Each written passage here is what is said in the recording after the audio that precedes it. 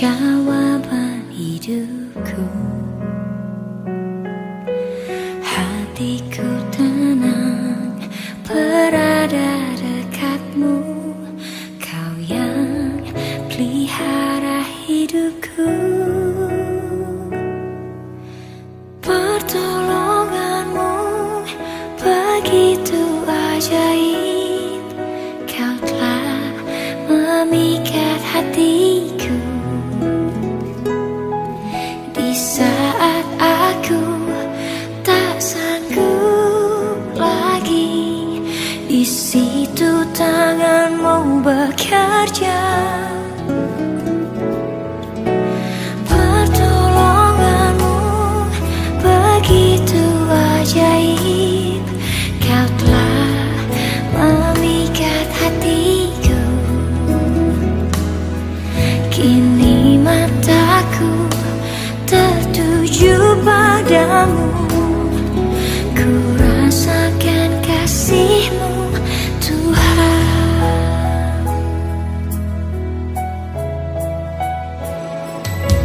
Hatiku tenang berada dekatmu, kaulah jawaban hidupku.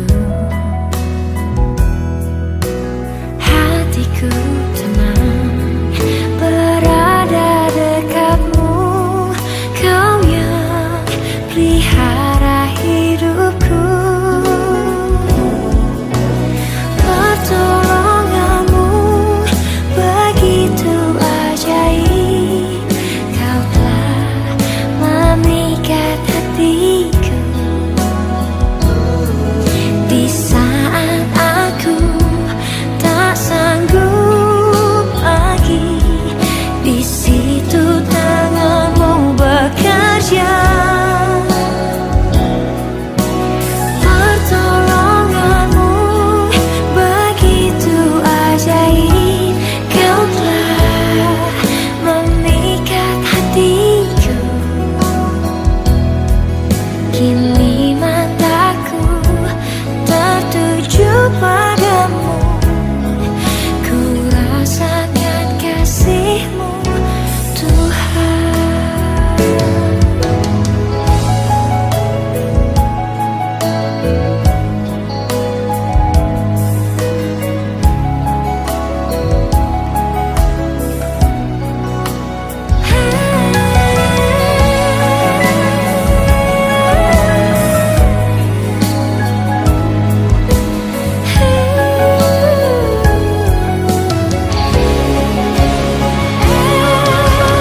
Pertolonganmu begitu ajaib, kau telah memikat hatiku.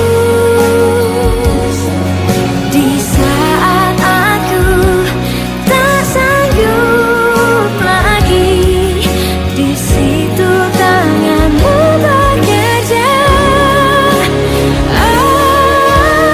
Pertolonganmu begitu ajaib, kau telah memikat hatiku.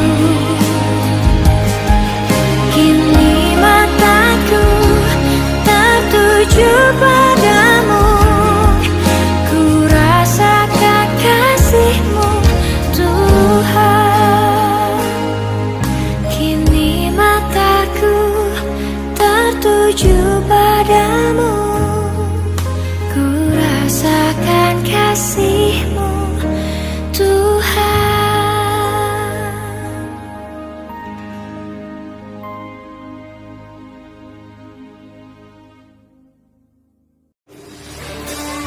Shalom, saudara.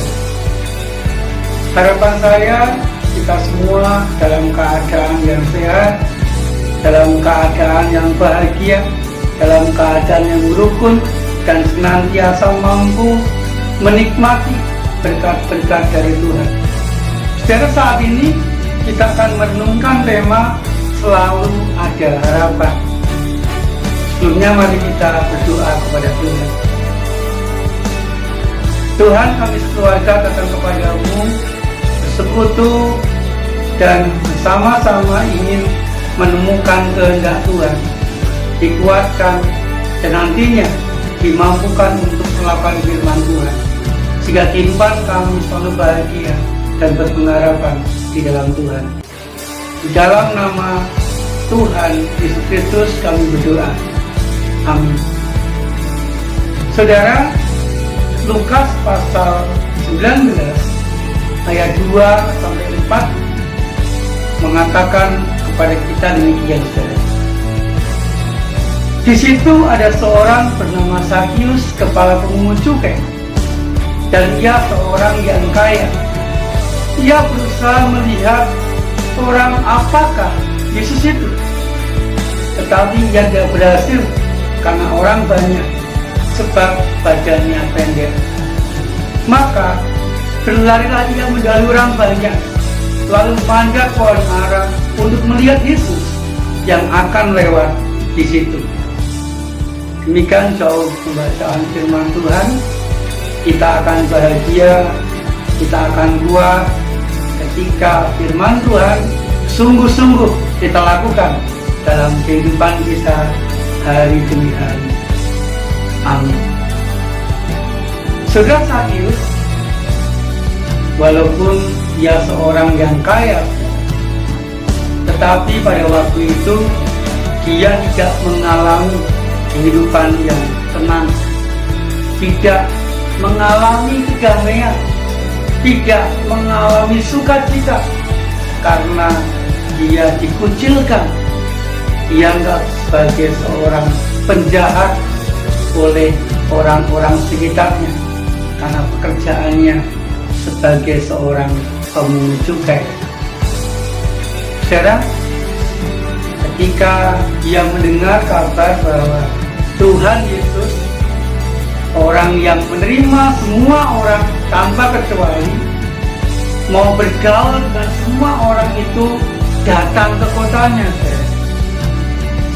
Bacaan kita tadi mengatakan Sakyus berusaha melihat Tuhan Yesus. Artinya, saudara, Sakyus mempunyai keinginan yang sangat besar untuk bertemu dengan Tuhan Yesus, untuk melihat Tuhan Yesus. Pertanyaannya mengapa? Karena Sakyus pun juga rindu diterima, rindu bisa bergaul dengan Tuhan Yesus di dalam hidupnya.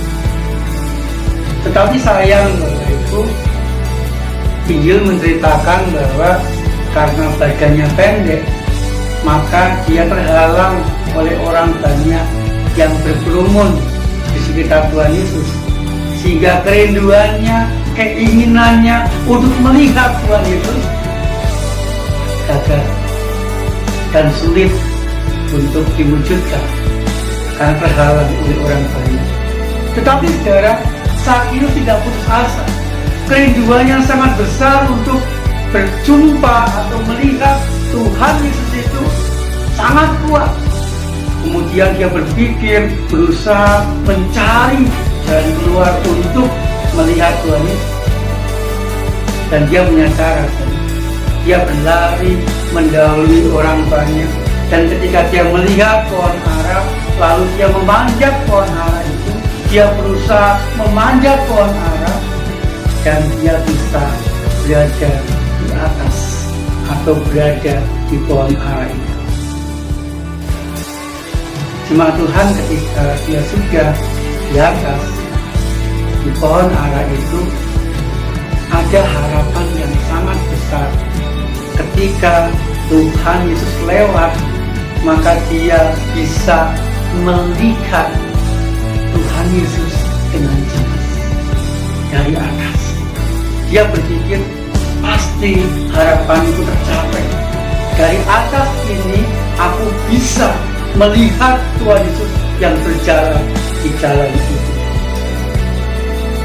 Bapak Ibu yang dikasihi Tuhan, walaupun harapannya belum tercapai, walaupun Sakyus belum melihat Tuhan Yesus atau belum bertemu dengan Tuhan Yesus, tetapi ketika dia sudah berhasil memanjat pohon ara, dia merasa lega. dia merasa ayem, dia merasa bersyukur karena dia pasti akan bisa melihat Tuhan Yesus. Jemaat yang dikasihi Tuhan, bagi Sakeus, memanjat pohon ara merupakan keberhasilan antara, sehingga dia sangat mensyukuri itu. Walaupun belum melihat Tuhan Yesus, tapi dia sudah bersyukur dan harapannya semakin besar mampu melihat Tuhan Yesus. Jemaat yang dikasihi Tuhan, demikian juga dalam kehidupan kita masing-masing. Untuk bisa bersyukur, untuk bisa merasakan kebahagiaan dalam kehidupan kita, tidak harus atau tidak perlu menunggu sampai semua pengharapan kita tercapai dahulu, lalu kita bersyukur. Tetapi seperti Sakeus, kita bisa mensyukuri setiap tahap dalam kehidupan kita yang mampu kita raih.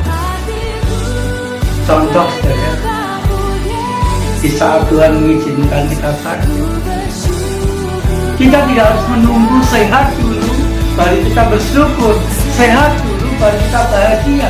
Tidak. Kita bisa bersyukur tapi kita harus. Di saat kita mampu membeli obat, kita syukuri. Di saat kita mampu minum obat, kita syukuri. Karena itu merupakan awal. Ketika kita bisa minum obat, itu merupakan awal kita mempunyai pengharapan yang sangat besar, kita bisa sembuh. Kita syukuri di saat bisa makan obat, di saat kita bisa membeli obat, baru kita akan sembuh. Dan syukur kita itu akan luar biasa. Demikian juga, saudara, mari kita belajar mensyukuri mulai dari pekerjaan yang Tuhan berikan. Kalau Tuhan masih memberikan kesempatan kita bekerja, mari kita syukuri sebagai anugerah yang luar biasa. Kemudian kita bekerja dengan setia, bekerja dengan sungguh-sungguh, lalu kita mendapat rezeki, syukur akan bertambah. Mulai bersyukurlah ketika masih dapat bekerja.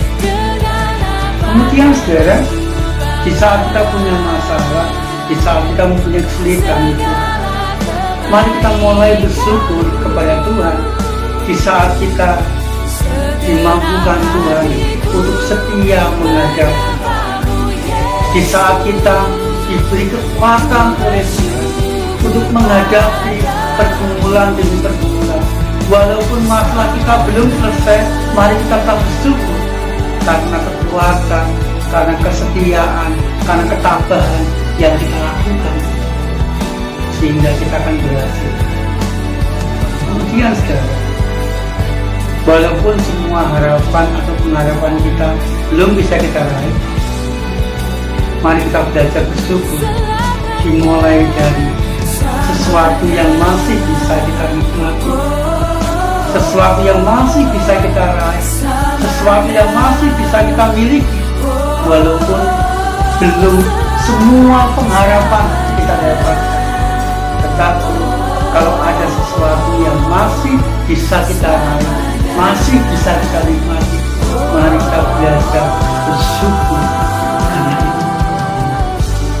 Sehingga Bapak Ibu, kalau kita mau bersyukur dari setiap tingkatan atau level atau anak tangga dalam kehidupan kita, kita syukuri apapun yang kita raih, kita syukuri apapun yang dapat dilakukan, kita syukuri, maka kita akan merasa selalu ada harapan.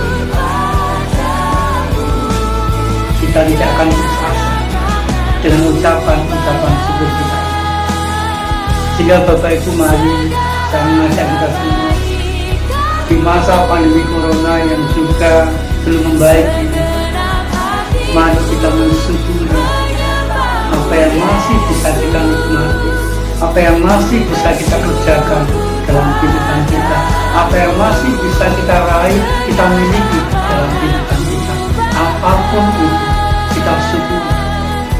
sehingga kita akan tetap mempunyai pengharapan kehidupan yang lebih baik di hari-hari yang akan datang. Mari kita berdoa. Tuhan, mampukan kami belajar bersyukur, mensyukuri apapun itu yang saat ini masih dapat kami nikmati, masih dapat kami raih, masih dapat kami miliki di dalam kehidupan kami.